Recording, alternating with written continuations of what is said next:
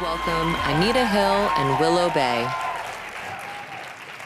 I need to go on the record and say it is an honor to have you here with us today and an honor to be sharing this conversation with you. Thank you. So thank you. I'm looking forward to the conversation. You know, so struck by seeing that video and looking at you in 1991, an accomplished professional, but nobody who had taken center stage like that before. When you think back to your background, what prepared you to take that extraordinarily courageous step?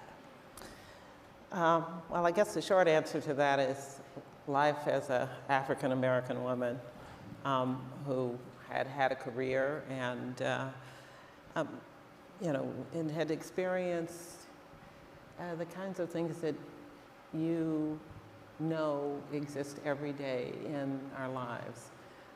But also, what prepared me was, and you see in the video, my mother a couple of times. I saw every frame that she was in. That's what I focused on. I had parents who had parented 13 children. I was the youngest. They raised most of us in a Jim Crow environment, in an environment where women's opportunities were incredibly limited. And you learn from that. You learn from the experience of your parents. You learn from the experience of your older brothers and sisters. And you understand that life is not going to be easy, but that there are challenges worth taking on if, in fact, you are going to be living true to the ideals that you're raised by. So my parents raised us to be brave and to take on those challenges and do the best in every situation we could. And I had the confidence, at least going into Washington, that I would live up to what they expected from me. Mm-hmm. And I'm sure you did. I know you did. Well, they told me I did. And that, Good. And in the end, and there's something to be said about that because we all go through these challenges. Mm-hmm. But there is something to be able to understand who matters, whose standards you're living by. Are you living by the standards of the Senate Judiciary Committee members, or do you want to base your life on the standards of the people who you love and respect and who love and respect you? And that's something that we all have to confront, whether it's challenges that we expect or face in our workplaces or when we're trying to move up the ladder or where we're trying to get into positions, and we do the best we can. Sometimes we really take on the idea that if our critics don't approve of us, then we're not worthy. And when in fact, what you should be living for and shooting for is, of course, you want to be successful, but you should not let those people define whether or not you're successful. Mm-hmm. And so my parents thought I was successful, and even if the committee didn't, so be it. Today you're taking on a new challenge as chair of the Hollywood Commission on Eliminating Sexual Harassment and Advancing Equity. Why are you taking this on? Why did you decide to become chair of this commission?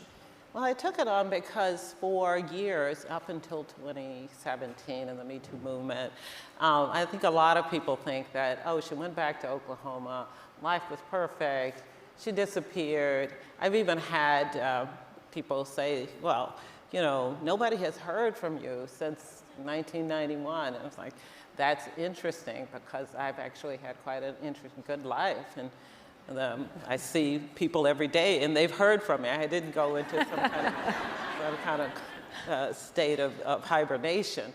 And I had been talking and writing about these issues for years. And I'd been, for example, Kimberly Crenshaw's work helped really for me to understand it. I had been hearing from people, I had been talking to people who had experiences similar to mine.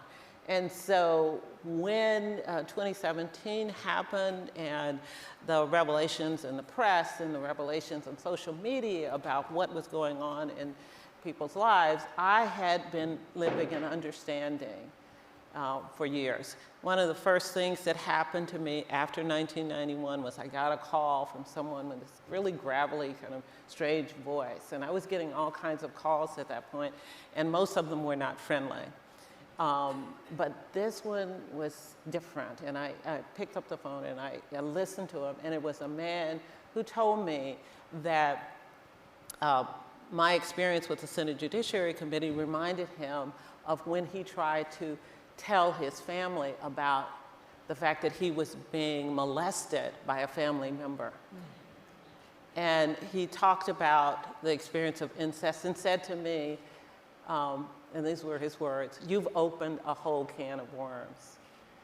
And that came to be something that I understood over and over again in the years, whether it was an incest survivor or a survivor of domestic violence or a survivor of sexual assault. I really grew to understand the enormity of the problem.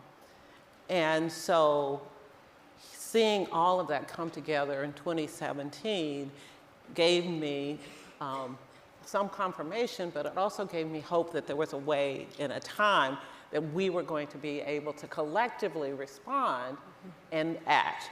And the commission really was sort of a manifestation of that collective action that an industry, the Hollywood and the entertainment industry, could take on this form with all of the participants for an industry-wide solution to at least the issue of sexual harassment, but to be coupled with the idea of inclusion and diversity, because I knew those two things had to go together if we were going to have solutions.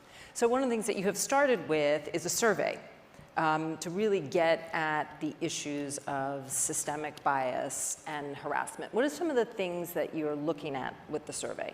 Well, we didn't start with the survey. Oh, you didn't? We just have launched the survey, but the commission has been going on for a couple of years. But it's important for us to think about where we did start. One of the things that I wanted to be sure of was that we did not recreate a system in developing our policies and practices that we're trying to develop.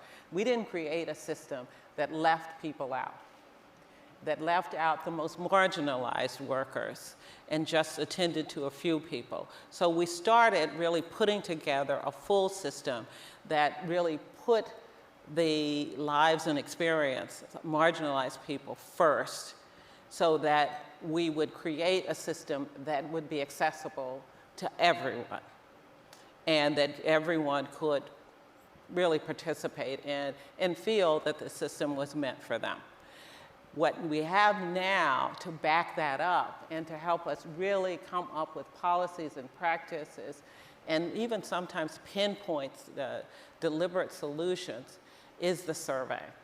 And you can take the survey if you're in the Hollywood entertainment industry or any entertainment industry role. You can take it at hollywoodsurvey.org.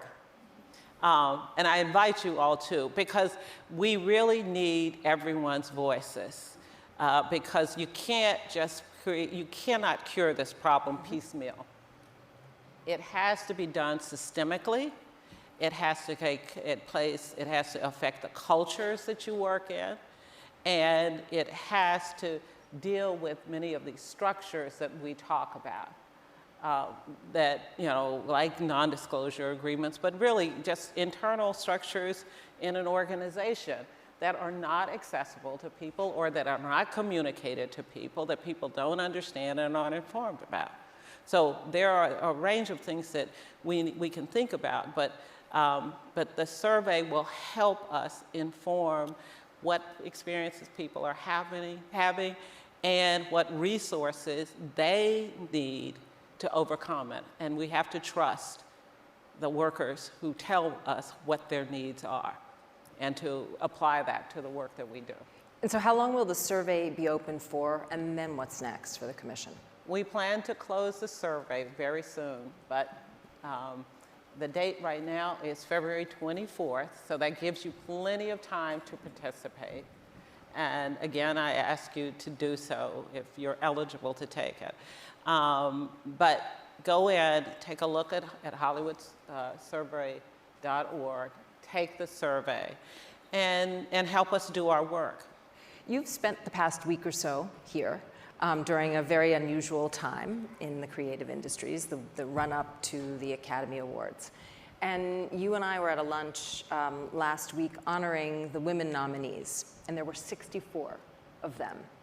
And I remember you shared a little bit of your reaction with me of seeing these 64 women and the other women who had gathered to celebrate their accomplishments, but also to call for the opening of doors even wider and further so that more women would have that opportunity for creative excellence.